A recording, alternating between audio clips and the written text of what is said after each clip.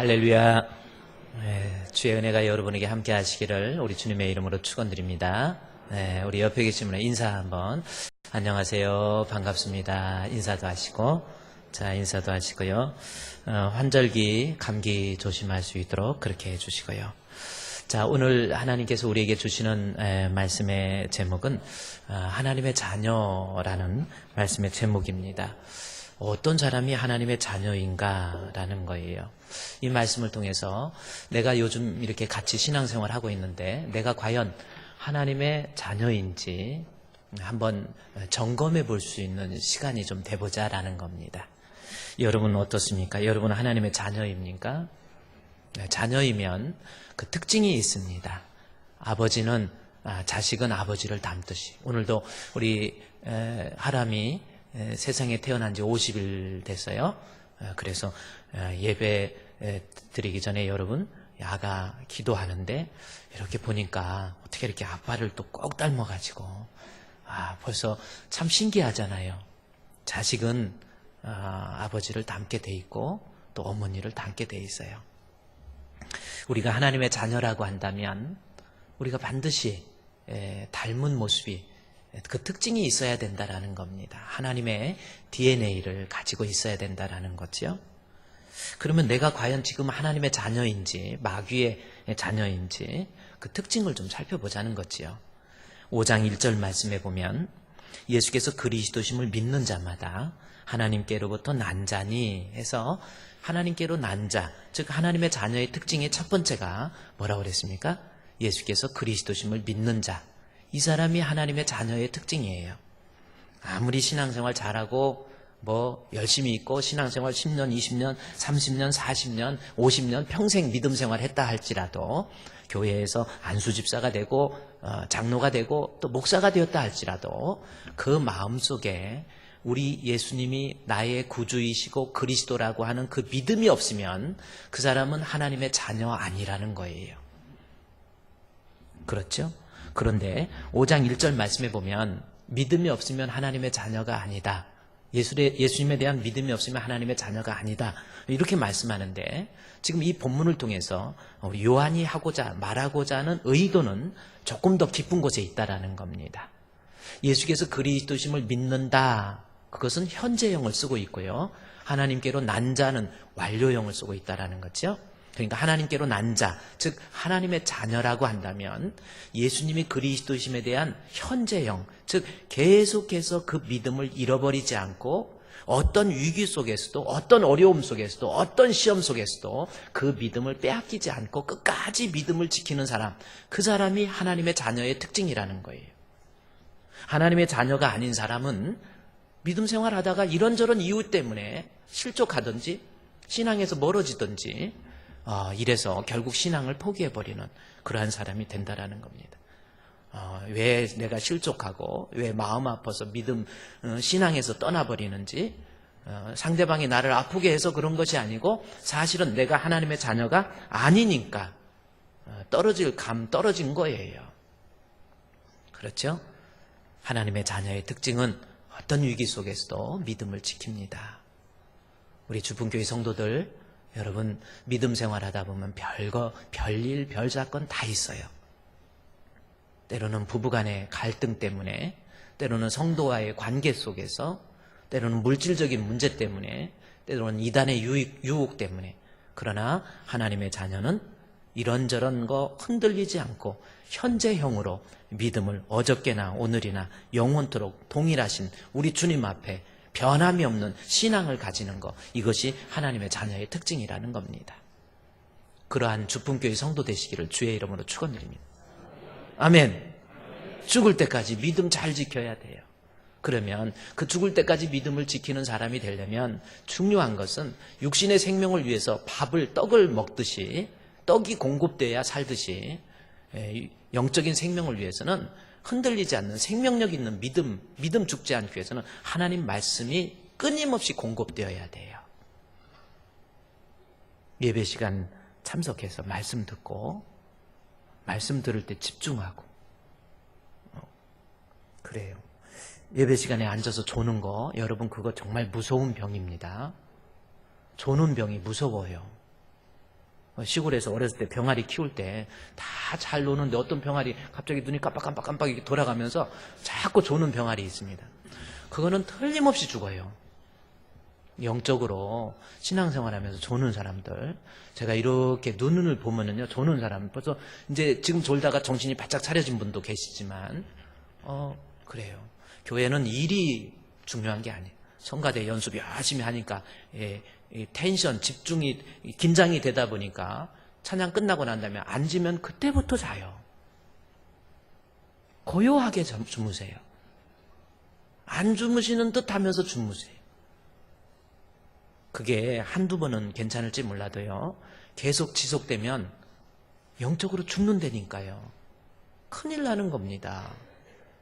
내 믿음을 빼앗으려고 우는 사자와 같이 두루 삼키고 있는 마귀가 이러고 있는 이때에 여러분, 하나님의 자녀로서 신앙을 끝까지 지키려면 하나님 말씀 끊임없이 공급되어야 돼요. 예수님을 알려고 좀 노력하세요. 말씀을 배우려고 노력 좀 하세요. 목사님, 우리 남편은 왜 교회에 와도 그냥 말씀 그런가 보다. 뭐 그냥 들으면 듣고 안 들으면 맞고. 이건 절대로 믿음이 생기는 게 아닙니다. 하나님, 오늘도 말씀 배우기를 원합니다. 우리 예수님 알기를 원합니다. 예수 더 알기 원함은 그런 마음 가지고, 예수 더 알기 원하는 마음을 가지고 크고도 넓은 은혜와 대속해 주신 사랑을 간절히 알기 원하네. 내 평생의 소원, 내 평생의 소원, 대속해 주신 사랑을 간절히 알기 원하네. 좀 이런 마음 가지고 예배를 좀 드리고 이래야 이 사람의 신앙이 안 죽지. 우리 주품교회 성도들, 여러분, 말씀 공급 없이 신앙 살아날 수 없어요. 예배마다 참석해서요, 말씀 들으세요. 말씀 예배마다 참석해서 주일 오후 예배도 한번 도전해보세요. 어쩌다가 이렇게 어쩌다 한 번씩 오고 그러지 말고 끊임없이 한번 참석해보세요. 제가 지난주에는 우리 함께하는 교회에 가서 생명 존중 자살 예방 세미나 때문에 거기 말씀 증거하는 시간이 있어서 갔더니 우리 부목사님이 설교 이렇게 하시니까 얼마나 좋아요. 우리 부목사님들, 우리 주품교회 부목사님들 말씀이 참 좋아요. 근데 담임 목사님 안 계시면 나도 안 계시리. 왜 또 다 가시고 그럽니까? 그러지 마시고요. 말씀 자꾸 들으세요. 그래야 여러분이 하나님의 자녀로서 끝까지 유지할 수가 있습니다. 두 번째, 하나님 자녀의 특징 또 뭔지 볼까요? 요한일서 5장 1절에 예수께서 그리스도심을 믿는 자마다 하나님께로 낳다, 하나님의 자녀라고 그랬죠? 또한 낳으신 이를 사랑하는 자마다, 즉 하나님 사랑하면 그에게서 난 자를 사랑한다라는 거죠. 하나님 믿는 믿음 있으면, 하나님의 자녀라고 한다면 세상에 있는 나 외에 다른 사람도 사랑할 줄 아는 사람이 된다라는 거예요. 그러니까 사랑의 사람으로 내 삶의 현장 속에서 예수님이 내 안에 계시고 내가 하나님의 자녀라고 한다면 이 세상 살아가면서 사랑이라고 하는 것을 통해서 내 신앙을 증명하고 살아간다라는 겁니다. 지금 그 뜻이에요. 나는 예수님 믿어 하나님의 자녀야 하면서 만약에 형제와 미워하고 아직도 원수 맺고 아직도 만나기도 싫어하고 아직도 불평하고 원망하고 섭섭함이 가득 차 있다고 한다면 그 사람은 하나님의 자녀 아니라는 거예요. 하나님의 자녀면 하지 말라고 해도 미움, 다툼, 시기, 질투, 원망 사라지고 이해하고 덮어줄 수 있는 사랑의 사람으로 바뀌어진다라는 겁니다. 하나님의 DNA가 사랑이기 때문에. 그래서 요한일서 4장에 보십시오. 요한일서 4장 20절 말씀에 보면 거기 뭐라고 그랬어요? 아주 중요한 어떤 정의를 내리죠. 누구든지 하나님을 사랑하노라 하고, 자, 좋습니다. 내가 하나님 사랑합니다. 다시 말해서 하나님 믿습니다. 그리고 하나님의 자녀입니다 하고 그 형제를 미워하면, 그렇죠? 하나님 믿는다고 하면서 하나님 자녀라고 그러면서 혹시 아직도 형제 다른 사람들을 미워하고 있으면 이는 뭐 하는 사람? 거짓말이라는 겁니다. 있을 수 없는 일이라는 거예요. 하나님께 속해 있는 것이 아니라는 겁니다. 그러면서 보는 바 그 형제를 사랑하지 아니하는 자는 보지 못하는 하나님을 사랑할 수 없는 거예요. 가능성이 없다라는 거죠. 그러니까 뭐요? 내가 하나님의 자녀이면 그냥 자연스럽게 사랑의 사람이 된다라는 그 말씀입니다. 하나님의 자녀의 특징이 삶의 현장 속에서 사랑의 모습으로 나타난다라는 거죠. 여러분, 이 성경을 기록한 사람이 누구죠? 요한일서 기록한 사람은 요한이죠? 뭐 이렇게 조용합니까? 요한일서 기록한 사람이 요한이죠? 예. 요한복음도 기록하고 요한일서도 기록하고 요한계시록도 기록하고 사도 요한이 기록한 거예요. AD 90년에서 95년 사이 가장 기독교의 박해가 심한 그 도미티안 황제의 박해 속에서 쓴 책이 바로 요한일서라는 책입니다. 그런데 이 성경의 기록자가 요한인데 요한복음에서 이 사복음석에서 요한을 뭐라고 얘기합니까? 혹시 누구의 아들이라고 그래요? 우레의 아들이라고 별명을 주었어요. 아니, 얼마나 성격이 급하면, 얼마나 성격이 불같으면, 얼마나 성격이 거칠면 아야 성경에다가 요한을 가리켜서 우레의 아들이라고, 천둥번개의 아들이래요. 그렇게 기록해 놨겠습니까? 그러니까 요한이 보통 성격은 아닌 거예요. 어떤 사람이 그래요. 목사님, 우리 남편은 성격이 불같아요. 교회에서는 그런 대로 잘하고 뭐 하면 괜찮은데 뭐 사람들과도 얼마나 교회에서는 잘하는지 몰라요. 그런데 집에 오고 뭐 하면 좋을 때는 좋은데 어떤 따가 한번 화나면은 성격이 불 같아요. 그래요. 불도 그냥 불이 아니라 가스레인지예요. 그러더라고요. 파란 불. 아주 가스레인지. 혹시 그런 남편들 계십니까? 그런 남편들 남편만 그러나요? 목사님, 저는요 우리 아내 특별한 사람이에요. 보통 여자가 아니에요. 뭐 나를 그냥 뭐 하나 꼼짝 못하게 해요. 여자가 세신 분들도 계시죠. 그런데 요한은요 정말 우리의 아들이라는 거예요. 그런데 이 사람이 예수님 만난 거예요. 예수님 만나서 예수님이 나의 생명의 주가 되시는구나 라는 것을 깨닫고 난 다음에 그 성격 급하고 거칠고 싸우고 다투고 아주 일만 저지르고 오던 사람이 예수님 만나고 난 다음에 성격이 바뀌어요. 그래서 뭘로 바뀝니까? 사랑의 사도로 바뀝니다.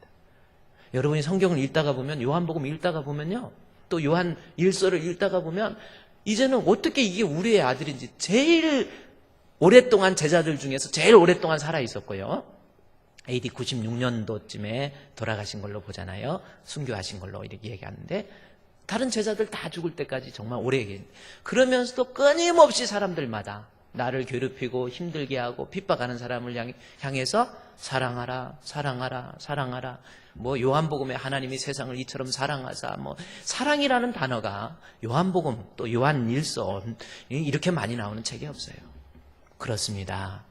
진짜 예수 믿으면, 하나님의 자녀이면 거친 성격, 원망, 불평, 미움 사라져요. 그리고 사랑의 사람이 되는 겁니다. 노력한다고 되는 게 아니고 하나님이 내 안에 계시고 예수님이 계시면 사랑의 사람으로 바뀌어진더라 그 말이에요. 그래서 얼마나 이 사람이 성격이 바뀌었는지 요한일서 4장 7절 말씀에 보면, 예를 들어서 사랑하는 자들아, 보세요. 계속 사랑이에요. 여러분 읽다가 보면 계속 사랑을 얘기합니다. 4장 7절에 사랑하는 자들아, 우리가 서로 사랑하자. 사랑은 하나님께 속한 것이니 사랑하는 자마다 하나님으로부터 나서 하나님을 알고 사랑하지 아니하는 자는 하나님을 알지 못하나니 이는 하나님은 사랑이심이니라. 하나님의 사랑이 계속 사랑이 나와요. 우레의 아들이, 그렇게 거칠었던 사람이, 그렇게 쌈박질만 하고 다니던 사람이, 그렇게 투쟁만 하고 다니던 사람이 예수님 진짜 생명의 구주로 알고 난 다음에는 사랑의 사람으로, 그 특징이, 사랑의 자녀의 특징이 나타나잖아요. 요한일서 4장 7절 여러분 이 가사 아시죠? 우리 노래에 사랑하는 자들아 우리가 서로 사랑하자. 사랑은 하나님께 속한 것이니 사랑하는 자마다 하나님께로 낫도다. 본문 그대로예요. 이렇게 사랑의 사람으로 제가 이렇게 찬양하니까 뒤에 백뮤직으로 딱 또 받쳐서 얼마나 참 이게 대단한 이런 백뮤직을 맞춰줄 수가 없죠. 요한도 여러분 우리 남편 성격이 급하고 어디 가서 막 운전하고 와서 싸움질하고 다니고 막 가서 욕하고 막 싸울 때 집어 던지고 그거 왜 그렇습니까? 하나님 자녀가 아니기 때문에 그래요. 정말 믿음이 들어가면 예수가 내 안에 계시면 미움, 다툼, 시기, 질투 사라지고 우리 서로 사랑해. 할렐루야! 옆에 사람 인사하면서 우리 서로 사랑해. 진짜 그러십니까? 우리 주품교회 그런 교회 됩시다. 그러면 자 이제 우리 서로 사랑하기로 했는데 이게 하나님 자녀의 특징이라고 그랬잖아요. 그러면 하나님의 자녀의 특징이 사랑인데 사랑이 뭔가라는 겁니다. 어제도 제가 결혼식 주례를 하면서 그 전에 주례할 때는 사랑이라고 하는 것이 또 무엇인가? 사랑은 허물을 좀 덮어주는 것이다. 어제 주례할 때는 사랑은 언제나 떨어지지 아니하는 것. 고린도전서 13장 8절이잖아요. 사랑은 시간이 가도 세월이 가도 변하지 않는 것. 결혼식 주례가 여럿 있다 보니까 이제는 더 이상 할 말도 없어. 진짜 괴롭습니다. 그러면 또 똑같아 주례가. 똑같지 그러면 어떡해. 그거 가지고 뭐라고 하면은 참 안 좋은 사람이죠. 자 그런데 내가 하나님 앞에 하나님의 자녀는 사랑의 사람으로 바뀌고 그 사랑의 특징이 있어요. 첫 번째, 내가 하나님께서 주시는 그 사랑을 내가 실천하면서 살아가는 그러한 자녀의 특징이 있다고 한다면 사랑의 첫 번째는 뭡니까? 용서의 마음. 그것이 사랑입니다. 자, 그 말씀이 어디냐면 요한일서 2장으로 여러분 가보십시오. 이것도 중요한 거예요. 사랑이라고 하는 것이 용서의 마음이라는 겁니다. 미움이 사라지는 것이 사랑이라는 겁니다. 요한일서 2장 10절 말씀, 9절 말씀에 빛 가운데 있다 하면서 그 형제를 미워하는 자는 지금까지 어두움에 있는 자요. 그의 형제를 사랑하는 자는 빛 가운데 거하여 자기 속에 거리낌이 없으나 그랬죠? 그러면서 11절에 그의 형제를 미워하는 자는 어두움에 있고 라는 말씀이 나옵니다. 자, 여기서 형제 사랑을 이야기하면서 본문에서 말하는 것은 형제를 사랑한다. 다른 사람을 사랑한다라고 하는 것은 그 마음속에 미움이라고 하는 것이 사라지는 거예요. 자, 내가 하나님의 자녀이면 내가 이 세상을 살아가면서 내 마음속에 있던 어떤 사람에 대한 섭섭함, 원망, 그 미움 이런 것들이 사라지더라는 겁니다. 그래서 이해할 수 있는 사람으로 되더라는 겁니다. 이게 하나님의 자녀의 특징이라는 거예요. 하나님의 자녀는 내 마음속에 있는 미움, 정말 죽이고 싶을 만큼 미운 마음, 상대방이 그 사람이 나에게 죽이고 싶을 만큼 큰 일을 저질러서 미워하는 것이 아니라 사실은 내가 하나님께 속해 있지 않기 때문에 그러한 미운 마음이 생긴 거라는 거예요. 자, 그것이 요한일서 3장에 가볼까요? 자, 3장 요한일서 같은 적이니까 3장 11절 말씀에 보면 자, 우리가 서로 사랑할지니 이는 너희가 처음부터 들은 소식이라. 가인같이 하지 말라. 자, 가인이 동생을 미워하고 막 그러다가 죽이고 싶은 마음이 있다가 나중에는 돌로 쳐서 자기 동생을 돌로 쳐서 죽여버렸어요. 가인이 돌을 가지고 동생을 쳐서 죽여버렸어요. 자, 그런데 여기서 한번 생각해 보십시오. 아니, 동생 아벨이 형 가인한테 그렇게 맞아 죽을 만큼 잘못을 했습니까? 한번 우리 생각을 해보십시다. 가인이 동생을 쳐 죽였는데 아니 동생이 그렇게 형 마음을 아프게 하고 괴롭혔어요? 성경은 그렇게 이야기하지 않아요. 가인이 동생 아벨을 죽인 것은 동생이 죽을 짓 해서 죽인 게 아니라는 거예요. 뭐라고 합니까? 3장 12절 말씀에서 가인같이 하지 말라. 그가 동생을 죽인 것은 그는 뭐예요? 악한 자에게 속해 있었기 때문에 그 아우를 죽였다 나와 있잖아요. 그러니까 동생 아우가 잘못해서 아주 죽을 짓 해서 뭔 특별한 잘못이 있어서 미워하고 죽인 게 아니라는 거예요. 성경은. 문제는 사실은 그것이 속고 있는 거예요. 저 사람이 나를 힘들게 해서, 저 사람이 나를 아프게 해서, 우리 아내가 나를 괴롭게 해서, 남편이 나에게 섭섭한 것이 있어서 내가 지금도 섭섭해하고 미워하고 있다. 그것은 속고 있는 거라는 겁니다. 사실은 내가 그리스도 안에서 하나님께 속해 있지 않기 때문에 악한 자에게 소속돼 있으니까 미움이라는 것이 자꾸 떠오르는 거예요. 섭섭한 것, 아니 지금 시간이 언젠데 몇 년 된 거 섭섭한 것까지 자꾸만 떠오르는 거예요. 막 이것도 섭섭하고 그때 이것도 섭섭하고 이렇게 말한 것도 섭섭하고 다른 건 외우지도 못하면서 왜 이렇게 기억력이 좋습니까? 그게요, 문제는 그분이 섭섭하게 한 것도 있지만은 더 중요한 것은 내가 마귀에게 소속돼 있으면 가인이 동생을 그냥 이유 없이 죽이는 것처럼 마귀에게 소속돼 있으면요, 섭섭함, 미움, 원망 이런 것들이 막 떠오르는 거예요. 생각나는 거예요. 아니 여러분 지금 마음속에서 그래요. 막 섭섭해갖고 혼자 막 자다가 벌떡 일어나가지고 아유 오늘 왜 이렇게 밤이 길어, 내일 아침에 되기면 되기만 해봐라, 내가 전화해갖고 그 사람 불러내가지고 눈을 뽑는다고 하지 마라 그랬으니까 내가 안 하는데, 내가 가만 안 놔둔다고 막 해가지고 아침에 일어나서 해 뜨고 나면 별것도 아닌데 지나고 보면 내가 왜 그랬지, 괜히 어젯밤에 잠 못 잤네. 그게 왜 그래요? 마귀에게 내가 소속돼 있으면요, 마귀가 나를 주관하면 자꾸 그렇게 섭섭한 거 생각나고 막 미운 마음이 막 들고 심지어 막 없는 말까지 만들어가지고 그 사람을 막 원수로 만들어놔 버리는 거예요. 그게 왜 그랬습니까? 마귀에 소속돼 있으니까.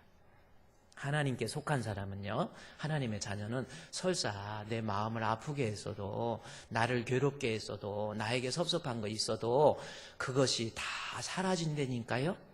이게 요한이 지금 이 얘기하는 내용입니다. 정말 억울해가지고 못 살겠어 나 정말, 당신이 어떻게 그럴 수 있어, 이랬던 사람도 성령을 받게 되면, 예수가 내 안에 들어오시면, 믿음이 있는 사람이 되면 안아주고 이해하고 덮어줄 수 있는 사람으로 변한다라는 거예요. 이게 하나님의 자녀의 특징이라는 겁니다.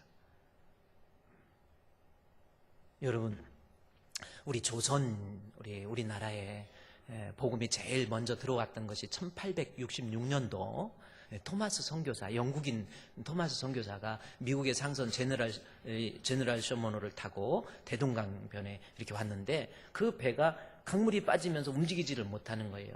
조선의 관군들이 화살을 쏘고 불을 질러가지고 그 배에 불이 붙어요. 사람들이 많이 죽었어요. 그때 27세의 젊은 청년 토마스 선교사가 그 불 가운데 뛰어내려와가지고 대동강변 그 모래사장에 내려와서 성경책을 나눠주죠. 4권을 나눠줍니다. 4권을 나눠줘요. 그러면서 예수 믿으라고, 예수만이 조선의 희망입니다, 예수만이 생명입니다. 그때 관군의 관졸로 있었던 박춘권이라는 사람이 명을 받아서 토마스 선교사, 27세밖에 되지 않는 토마스 선교사의 목을 칼로 베버려요. 그래, 실제로 그 내용에 보면 목이 배임받아서 그 목이 떨어져서 대동강물이 왔다 갔다 하는데 핏물로, 피로써 대동강물을 적신 거예요. 목배임을 당하기 전에 가지고 품에 안고 있던 성경책 나눠줍니다. 박충권, 목을 베었던 박충권이 한 권 받아요. 박영식 한 권 받습니다. 최치량이라는 사람이 또 한 권을 받았어요. 조선에 들어온 성경책이 4권이었습니다. 그 성경책 4권을 들어왔어요. 박영식 같은 사람은 그 성경책을 받고 목을 베어서 대동강물이 뻘겋게 적시는 것을 보고 성경책을 받았는데, 성경책을 받아서 딱 보니까 여지껏 조선에서 보지 못했던 종이가 너무 좋은 거예요. 그래서 이 종이 가지고 박충건이 자기 집 평양에 가서 자기 집을 벽에 도배를 했어요. 도배를. 이렇게 좋은 종이로 찢어서 도배를 했어요. 도배를 해놓고 누워서 한번 보고 앉아서 한번 보고 밥 먹을 때 한번 보고 보다가 그 사람이 그 말씀을 통해서 신앙이 들어간 겁니다. 그분이 박영식이에요. 그리고 자기 집을 내서 평양 장대현 교회를 만들었어요. 거기가 교회가 된 거예요. 최초의 우리 조선의 교회가 된 거예요. 목을 베었던 박충건이 성경책 가지고 사람의 목을 뱄을 때 끝까지 죽으면서까지 하나님 앞에 기도하고 조선의 신앙을 위해서 예수를 위해서 예수 그 목소리가 그의 귀를 쟁쟁하게 울리는 거예요. 그가 성경을 보면서 평양 장대현 교회에 아주 유명한 신자가 되고 성도가 됩니다. 그리고 최치우가 아니고 최치량이 하나님 앞에서 신앙을 가지고 거기에서 그 평양 장대현 교회를 이룩하죠. 그리고 조선의 기독교가 들어오고 난 다음에 예수 믿는 사람들이 많아졌어요. 그리고 10년, 20년 토마스 선교사가 1866년에 목배임을 당하고 순교를 하고 난 다음에 약 40년의 세월이 흘렀습니다. 그래서 사람들도 많아졌어요. 그런데 그때 하디 영이라는 선교사가 그 보고를 조선인은 이해할 수 없다. 도대체 이해할 수 없는 것이 조선인이다. 왜 그런가 했더니 예수를 믿고 교회에 나오는 사람들이 많아졌는데 교회에서 예배도 드리고 찬양도 하고 열심히 기도도 하는데 집에 가서 사는 모습을 보면 그때 당시에 1900년도, 1800년도에 조선인들의 삶의 모습을 보니까 교회에서 예배 드리고 그렇게 열심히 하는데 집에 가기만 하면 부인을 폭행하는 거예요. 지금은 이해가 안 가지만 옛날에는요, 막 자기 아내를 막 폭행하고 때리고 이런 일들이 옛날에 조선시대 때는요, 막 부인을 폭행하고 막걸리 먹고 술 잔뜩 취해가지고 막 부인을 폭행하고 때리고 막 이러는 거예요. 그리고 술 먹고 집안을 갖다가 난장판을 만들어버리고 막 여기저기 그 하디영의 그 선교사의 눈으로 보니까 이해가 안 간 거예요. 도박하고 늘 이런 모습들, 이게 조선의 모습이었는데 토마스 선교사가 돌아가시고 난 다음에 약 40년이 지난 다음에 1906년도에 원산에서 하디영 선교사님이 말씀을 전할 때 놀라운 회개의 역사가 일어난 거예요. 그게 1906년입니다. 그리고 1907년도 1월 1일 날 1월 10일부터 1월 3일부터 10일간 성령 대부흥 운동을 하디영 선교사에 의해서 진행을 해요. 부흥회를 시작한 거예요. 많은 사람이 평양 장대현 교회에 모였습니다. 하나님 말씀을 전해요. 말씀을 전하다가 하디영 선교사가 회개에 대한 말씀을 증거하는데 거기에서 놀라운 교회의 역사가 일어나요. 성령의 뜨거운 바람이 교회 안으로 들어오기 시작해가지고 길선주 목사님을 비롯해서 많은 사람들이 여기저기 막 회개를 하는 거예요. 말씀이 들어가니까 회개를 하는데 그 회개의 내용을 보면은 어떤 사람은 와서 예배 시간 예배 드리고 기도하면서 회개할 때 막 목청 높여서 회개하면서 나는 2집 살림을 했습니다.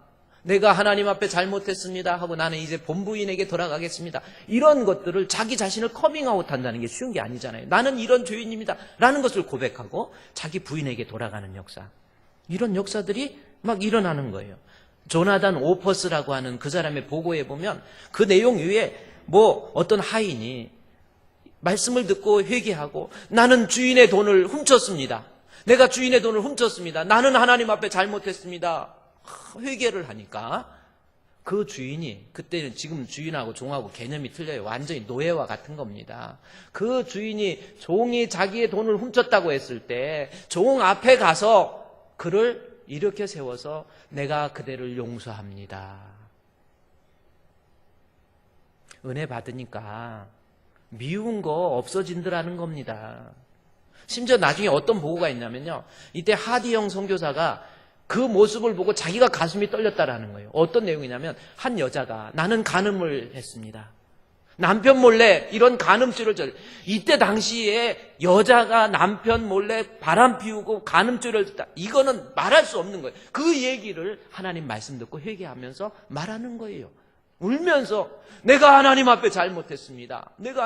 그때는 예배를 드리면서 남자 여자 가운데 나눠놓고 하는데 남편이 이쪽에서 있는데 아내가 그런 회개를 하니까 하디영 선교사가 그걸 보고 가슴이 두근거리는 거예요. 저 남편 저걸 어떻게 할까? 이거는 정말 어떻게 할까? 한참 아내가 회개하는데 남편이 아내 앞에 가더니 같이 무릎을 꿇고 울면서 여보 내가 이해하고 당신 용서할게. 말이 그렇지 여러분. 아내가 그런 죽을 죄를 졌는데 지금 여러분 그냥 하나의 드라마처럼 들으니까 그러지 용서 가능합니까? 내 힘으로 가능해요? 아니 지금 여러분 아내가 뭐 죽을 죄 안 졌는데도 지금 미워하고 있고 용서하지 못하는데 아니 바람 피웠는데 그 용서 가능합니까? 남편이 울면서 그 안에 일으켜 세우고 같이 품에 안고 하나님 우리 사랑하는 아내 하나님이 용서해 주시옵소서. 아내를 위해서 대신 기도해 주는 사람이 되더라는 거예요. 진짜 믿음 들어가면 하나님 자녀는 용서의 마음이 생기는 거예요. 자꾸 미운 마음, 섭섭한 거 막 생각나고 밥 먹다가도 막 화가 나고 가슴이 막 어떤 분들은요 막 몇 년 전까지 용서 못해갖고 목사님 나 답답해서 안 되겠어요. 목사님과 상담 좀 할래요. 와갖고 그래 여기가 화병이 찼어. 그게 왜 그런가? 섭섭한 거 누가 세상에 나한테 그랬어요. 뭐 했어요. 나 억울해서 못 살겠어요. 그래가지고 그래서 잠 못 자요. 나 그래서 신앙생활이고 뭐고 믿음 생활이고 뭐고 안 할 거예요. 그 안에 마귀가 내 마음을 주관하고 있단 말이에요. 악한 영에게 끌려다니다 나중에 죽을 겁니까? 망할 겁니까? 하나님의 자녀는 내 안에 믿음이 들어가잖아요. 하나님 자녀는 이해할 수 없는 것도 용서가 되고 그냥 이해가 되더라는 겁니다. 허물 없는 사람 없어요, 여러분. 나 섭섭하게 하는 거 지금 어떤 사람이 섭섭하게 하고 남편이 섭섭하게 하고 아내가 섭섭하게 하고 집사님이 섭섭하게 하고 누가 섭섭하게 하고 아니에요. 그런 일들은 언제나 있었어요. 그런데 내가 자꾸 넘어질 것 같은 이유는 나를 악한 영에게 속해 있기 때문에. 예수님이 나와 함께 하면요 내가 하나님의 자녀면 그런 것들이 잊어버려진다니까요. 오히려 불쌍히 여기는 마음 참 그렇습니다. 여러분은 어떻습니까? 지금 여러분 마음속에 누구를 원망하고 아직도 이해하지 못하고 언제까지 그렇게 살 겁니까? 마귀가 하는 짓이에요. 지금 내가 마귀에게 속고 있는 겁니다. 어떤 사람이 부부싸움을 했잖아요. 목사님 남편이 나를 이렇게 했어요. 아내가 이렇게 했어요. 속고 있는 거예요. 에베소 6장에 우리의 싸움의 대상이 누군가를 정확히 알아야 돼요. 우리의 싸움은 혈과 육이 아니라니까요. 부부가 갈등이 있다고 해서 육신적으로 부부가 싸울 게 아니고 공중의 권세 잡은 자가 우리의 싸움의 대상이에요. 그러니까 부부가 힘든 일이 있으면 부부와 싸울 게 아니고 마귀와 싸워야지요. 더 기도하고 더 하나님 앞에 왔어야지. 이게 뭡니까?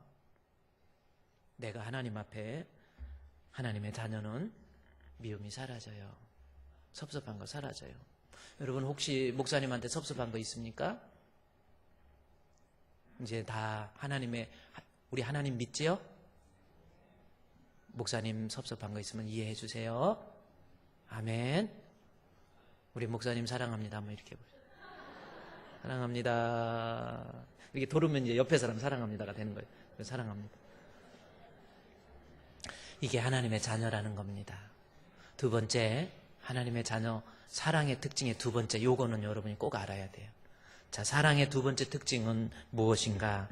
요한일서 3장 15절 말씀해 볼까요? 자, 두 번째 특징은, 첫째는 용서하는 것이 사랑이라고 그랬고, 두 번째는 그 형제를 미워하는 자마다 살인하는 자니 살인하는 자마다 영생이 그 속에 거하지 아니하는 것을 너희가 아는 바라.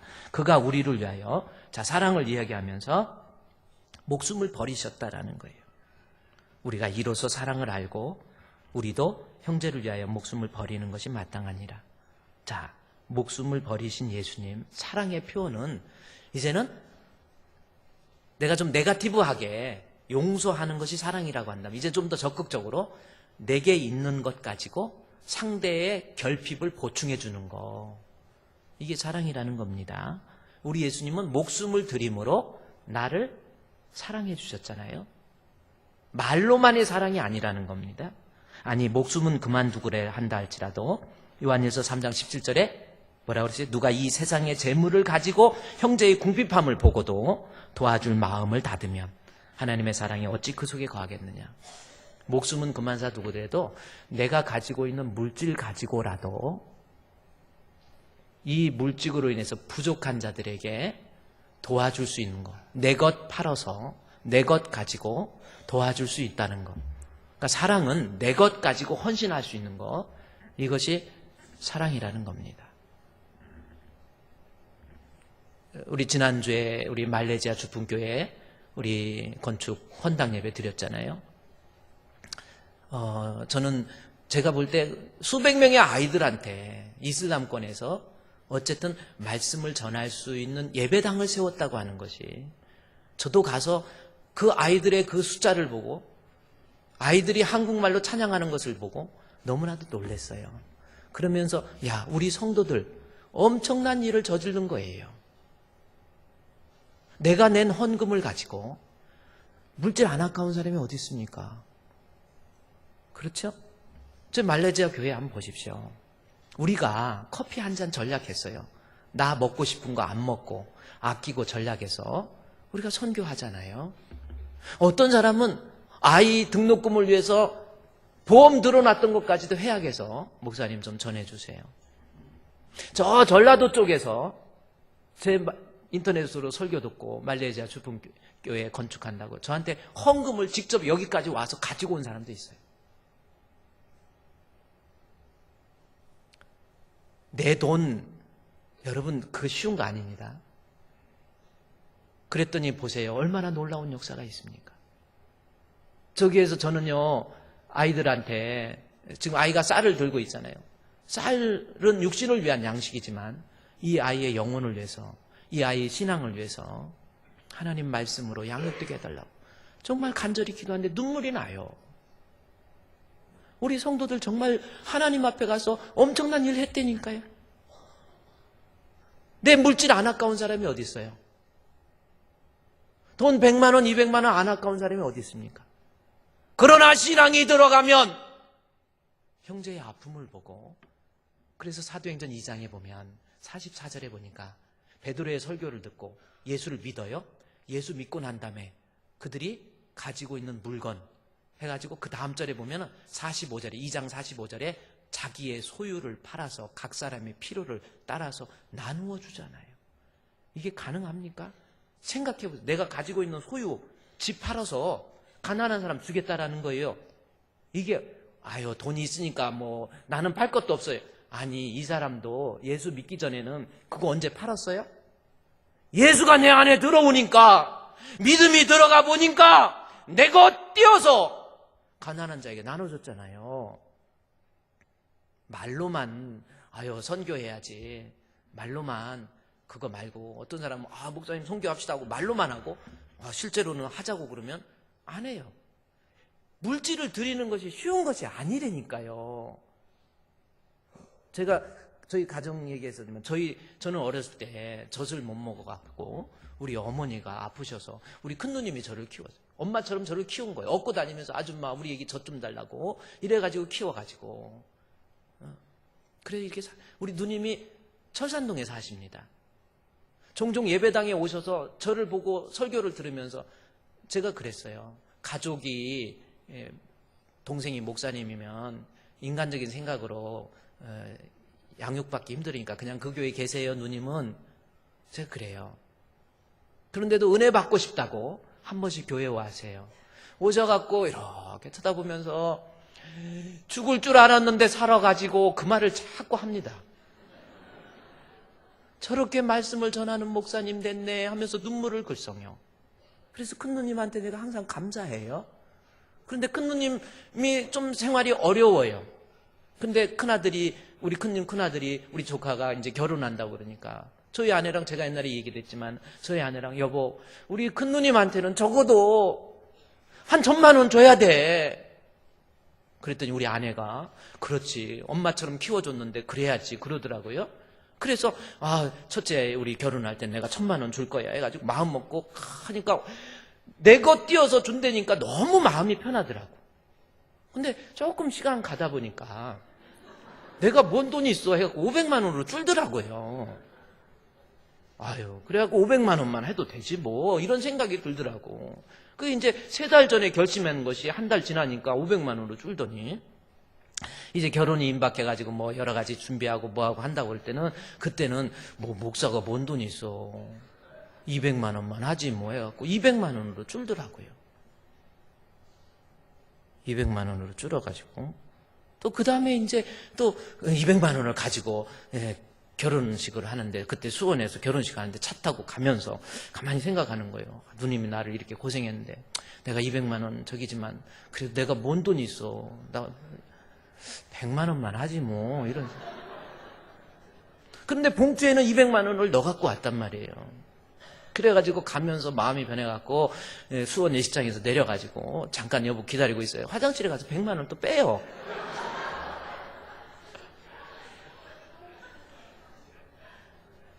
그래가지고 100만 원을 뺐다가 누님이 이제 결혼식장에 갔더니 한복을 입고 우리 막내 동생 왔어 하면서 이렇게 손 잡는데 그 좀 빼빼 마른 모습을 보는 순간 이건 아니지.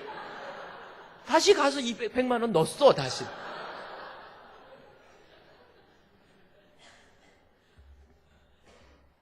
내 돈을 가지고 우리가 헌금한다? 여러분, 쉬운 거 아닙니다. 내 돈 가지고 아무리 옆에서 굶어 죽어도, 복음을 듣지 못해갖고 허덕이고 있어도 내 돈 드린다는 것이 쉬운 것이 아니라는 겁니다. 그러나 내 안에 예수가 들어오시면, 내가 하나님의 자녀이면 드리고도 기뻐하는 거예요. 못 드리고 안타까워하는 것이 하나님의 자녀의 마음이라는 겁니다. 드리고 기뻐하고 못 드리고 안타까워하는 거, 여러분 그게 쉬운 것 같습니까? 드리고 억울해하는 거, 이게 사람들이잖아요. 그러나 우리 안에 신앙이 들어가면 내 것을 가지고 드릴 줄 알아요. 그것이 물질이든 심지어 목숨이라도 예수가 내 안에 들어오면 감당할 수 있는 사람이 되는 거예요. 순교? 우리 힘으로 못합니다. 예수가 내 안에 들어오면 감당하더라는 겁니다. 제가 여러분께 한 권의 책을 좀 추천을 해드리고 싶어요. 고맙다, 어따반 말이냐고 그러지 마시고, 저 책입니다. 서정인 목사, 한국 컴패션의 대표 서정인 목사예요. 저 책에 보면 눈물이 맺혀 있죠? 저 책을 읽으면 아주 눈물이 나는 그런 내용들이 많습니다. 저 책의 그 사진을 보면 그 서정인 목사님이신데 빼빼 말라, 저 사진은 잘 나온 거예요. 빼빼 말랐어요. 저분이 쓴 저 책 안에 어떤 내용이 하나 제가 소개를 해드리면요. 어떤 내용이 있냐면, 저 손은 어떤 손이냐면, 목사님 손 위에 어떤 빼빼 말라서 기아에 허덕이는 그 흑인 아이의 손이 얹혀져 있는 거예요. 그 아이, 흑인 아이의 그 빼빼 마른 손을 딱 잡는 순간 눈물이 펑펑 난 거예요. 그때 마음으로 주님께서 주시는 음성이, 네가 지금 잡은 그 손이 나의 손이란다. 이거를 그 목사님이 느낀 거예요. 그런데 그 책의 일화 중에는 어떤 내용이 있느냐면, 어떤 한 소녀가 백혈병에 걸린 거예요. 백혈병은 혈액 암입니다. 죽을 병이잖아요. 어떤 한 소녀가 백혈병에 걸려 있어요. 그런데 이 서정인 목사님이 백혈병을 위해서 골수를 기증하겠다고 서약서를 써서 그 골수 은행에다가 제출을 해놓은 겁니다. 목회를 하고 있는데 한참 있다가 보니까 어느 병원에서 연락이 와서 목사님, 백혈병 아이가 하나 있는데 그 피가 목사님하고 딱 맞습니다. 그러니까 골수 이식을 하면 혈액형도 바뀌어요. 다 바뀌는 거예요. 그래서 골수 이식을 받아야 되는데 목사님 골수를 기증할 수 있겠습니까? 이러는 거예요. 병원에 입원해서 척추에 구멍을 뚫어가지고 골수를 빼내는 겁니다. 예, 하겠습니다. 대단하잖아요. 골수 이식하겠다. 예, 하겠습니다. 그래서 골수 이식을 하는데 골수 이식을 하고 그 아이는 건강을 찾아버렸어요. 그런데 문제는 부작용이 생겨서 서정임 목사님이 병원에서 혼수 상태가 되는 거예요. 뭐 아무것도 의식도 없을 만큼 이게 이제 죽은 거예요, 거의. 그런데 다행히 살아서 몇 개월간 병원에서 치료한 다음에 이제 나왔어요. 나와서 이렇게 베베 말라서 이렇게 있는데 그래도 이제 건강을 회복해서 그 아이도 건강해지고 얼마나 좋습니까? 그런데 한 5개월이 지난 다음에 또 병원에서 연락이 왔어요. 목사님, 이 아이가 다시 재발을 했습니다. 그런데 한번 골수 이식을 하면 그 골수 이식한 그 사람 외에는 다른 사람 걸 받을 수가 없대요. 그러니까 목사님만이 골수 이식을 할 수 있어요. 그런데 목사님이 골수 이식을 해줘도 이 아이가 살아날 수 있는 확률은 1% 정도밖에 안 됩니다. 그리고 목사님의 회복도 장담 못합니다. 그래서 거부하셔도 됩니다. 아니, 거부해도 되면 왜 연락을 했어요? 거부해도 되는데 알려만 주는 겁니다. 그러는 거예요. 목사님이 그 소식을 듣고 고민을 하는 거예요. 이걸 어떻게 할까? 이걸 어떻게 할까? 이러다가 목사님이 기도하면서 하나님, 이거 어떻게 해야 됩니까? 이렇게 고민하고 있는데 이제 화면 좀 바꿔줘요. 그냥 끝까지 그냥 틀어놓지 말고. 그러다가 있잖아요. 나중에는 어떤 일이 있었냐면 골수 이식을 해야 되겠다 마음을 먹고 주변의 사람한테 얘기하는 거예요. 먼저 아내한테, 여보, 이런 일이 있는데 내가 골수 이식 해야 돼? 그러니까 안 돼, 여보. 당신 죽을 수도 있잖아. 아니, 그리고 살아날 확률이 1%도 안 된다는데 왜 해? 됐어. 그 정도면 당신 할 만큼 했어. 남편 서정임 목사님, 그렇지. 그래. 뭐 이렇게 있어요. 그런데도 마음에 과체이게 돼서 만나는 사람한테 얘기하는 거. 내가 이런 일이 있었는데 골수 이식을 해야 되냐고 그랬더니 있는 사람들마다 아니에요, 목사님은 하신 만큼 했어요. 괜찮아요. 이제 안 해도 됩니다. 이건 큰일 나는 거예요. 그렇지. 해서 목사님 마음에 또 위로를 받고. 그런데 또 만나는 사람, 형제 중에서 의사가 있는데 그 사람한테 얘기했더니 이거 골수 이식하면 이제는 목사님은 죽습니다. 그리고 이거 두 번째 재발한 건 살 수가 없어요. 안 돼요. 이러는 거예요. 그래서 그렇지 하고 골수 이식을, 그 다음에 두 번째 골수 이식을 거절했지요. 못한다. 이랬는데, 그리고 에콰도르로 선교 때문에 에콰도르로 가게 됩니다. 에콰도르로 가가지고 또 거기에서 마음에 가책이 돼서 옆에 있는 장로님한테 이런 얘기를 하면서 아이가 이러는데 내가 골수 이식을 안 해야 되겠지요? 그랬더니 그 장로님이 하시는 말씀이, 목사님 골수 이식 하세요 그러더래요. 아니, 무슨 말을, 그냥 장로님한테 섭섭한 골수 이식 하라는 거야. 아니, 어떻게 그럴 수 있습니까? 그랬더니 목사님 손을 꽉 잡으면서, 목사님, 우리 아이가 백혈병으로 죽었어요. 내가 그때 그 아비의 심정, 어미의 심정을 압니다. 목사님, 힘들지만 골수 이식 하세요. 서정임 목사가 그 소리를 듣고 호텔에서 기도하는 거예요. 기도하다가 하나님, 나도 죽을 것 같은데 어떻게 합니까? 그때 하나님께서 마음의 음성을 주는 거예요. 만약에 그 아이가 네 딸이라면 너는 어떻게 하겠니? 내 딸이라면 그 음성을 듣고 그 사람이 펑펑 운 거예요. 그러면서 하나님이 주시는 말씀, 나는 너를 위해서 내 아들 예수를 십자가에 못 박혀 죽게 했어. 목사님이 펑펑 우는 거예요. 울다가 주여 하나님, 나 하겠습니다. 귀국을 해요. 귀국을 해서 편지를 씁니다. 병원에다가 연락해서 나 골수이식 하겠습니다. 또 그 엄마한테 편지를 써요. 그 엄마한테 편지를 쓰는 것은 내가 이런 과정 속에서 내가 이렇게 훌륭하다 이거 생각할까봐 편지를 쓴 거예요. 그렇게 생각하지 말라고. 편지의 내용을 보면은 부끄러운 목사 서정인이